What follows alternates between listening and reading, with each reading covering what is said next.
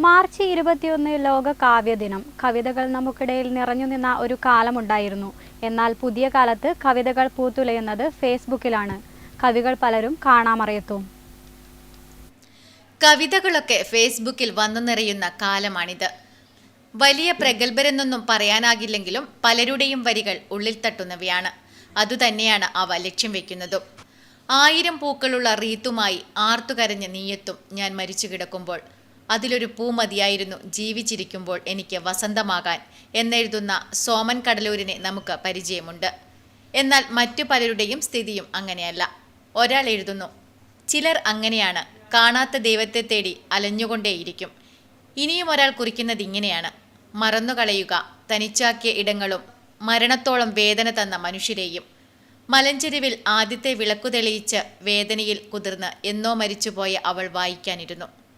എല്ലാവരുടെയും വരികൾ ഉള്ളിൽ തട്ടുന്നവ തന്നെയാണ്. പല തലങ്ങളിലേക്കും അർത്ഥം വ്യാപിപ്പിക്കുന്നവയുമാണ്. പക്ഷേ ആരും സാഹിത്യമണ്ഡലത്തിൻ്റെ നഭസിലേക്ക് ഉയർന്നു വരുന്നില്ല. കാലം ഒരു പക്ഷേ അതിനവർക്ക് അവസരം നൽകുമെന്ന് ഈ കാവ്യദിനത്തിൽ നമുക്ക് പ്രതീക്ഷിക്കാം. Network news, Karivellur.